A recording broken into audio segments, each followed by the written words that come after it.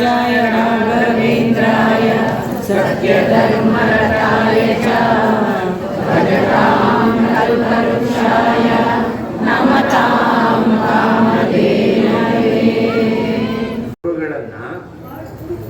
ಮಂಗಳ ಚಿತ್ರವನ್ನು ತನ್ನ ಕಾರ್ಯ ಯಾವುದೇ ಕಾರ್ಯ ಮಾಡೋಕ್ಕೆ ಮುಂಚೆ ಗುರುಗಳನ್ನು ಸ್ಮರಣೆ ಮಾಡ್ಕೊಂಡು ಪ್ರಾರಂಭ ಮಾಡುತ್ತಾನೋ ಅವನ ಕಾರ್ಯ ಯಶಸ್ವಿಯಾಗಿ ಯಾವುದೇ ವಿಘ್ನಗಳು ಬರಲ್ಲ. ಈ ಭಾರತದಲ್ಲಿ ಗುರುಗಳಿಗೆ ತುಂಬ ಎತ್ತರದ ಸ್ಥಾನ, ಬೇರೆ ಬೇರೆ ದೇಶದಲ್ಲಿ ಆಗಲ್ಲ.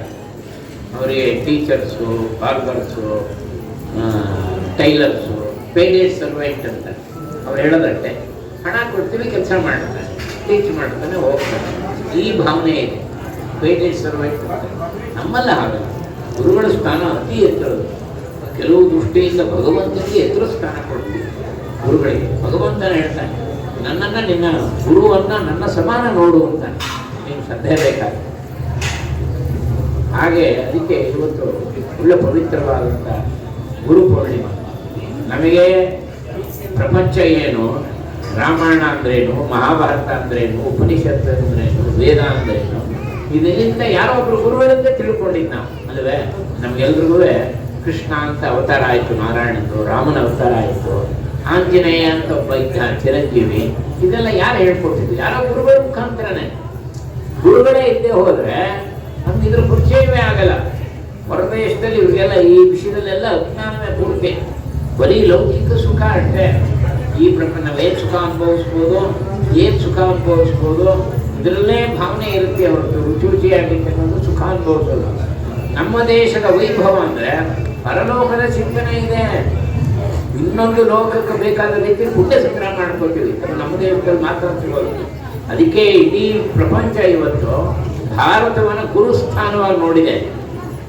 ನಮ್ಮ ಋಗ್ವೇದರನ್ನು ಮಾತಾ ಹೇಳ್ತಾರೆ, ಮಾತಾ ಪೃಥ್ವಿ ಪುತ್ರೋಹಂ ಪೃಥಿವ್ಯಾ. ಋಗ್ವೇದದ ಮಂತ್ರ.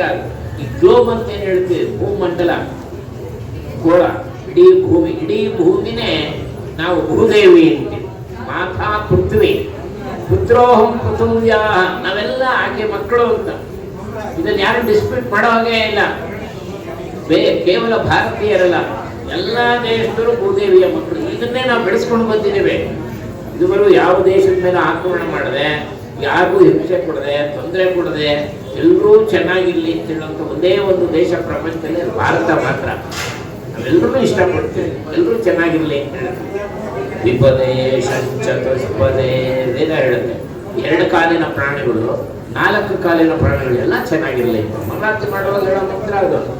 4 ಕಾಲಿನ ಪ್ರಾಣಿಗಳು ಅಂದರೆ ಪಶುಗಳು, ಎಮ್ಮೆ, ಆಡು, ಮೇಕೆ, ಕುದುರೆ, ಅವು ಚೆನ್ನಾಗಿರ್ಲಿ ಅಂತ ಹೇಳೋ ದೇಶ ಇದು ಅಲ್ವೇ. ಬರೀ ಮನುಷ್ಯರಲ್ಲ, ಅಂತಹ ಪವಿತ್ರವಾದಂಥ ಭೂಮಿ, ಇಂತಹ ಭೂಮಿ. ಇದಕ್ಕೆ ಕರ್ಮಭೂಮಿ ಅಂತ ಹೇಳೋದು, ದೇವಭೂಮಿ. ಅಂತಹ ಶ್ರೇಷ್ಠವಾದ ಭೂಮಿಲಿ ನಾವು ಹಿಂದೂಗಳಾಗಿ ಹುಟ್ಟಿದ್ದೀವಿ. ಸನಾತನ ಧರ್ಮ ಇದು.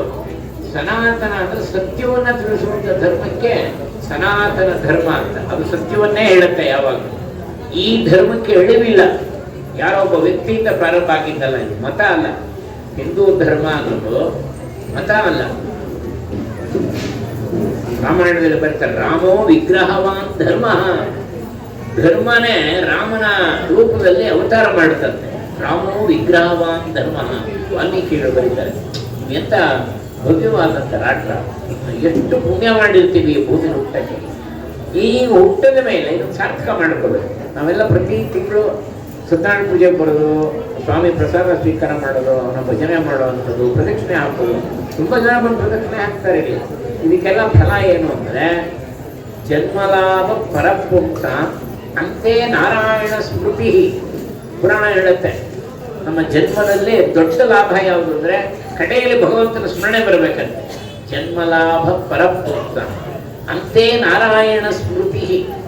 ಕಡೆಯಲ್ಲಿ ನಾರಾಯಣನ ನೆನಪಾಗಬೇಕಂತೆ. ಅದಕ್ಕಾಗಿ ನಮ್ಮ ನಿರಂತರವಾದಂಥ ಸಾಧನೆ.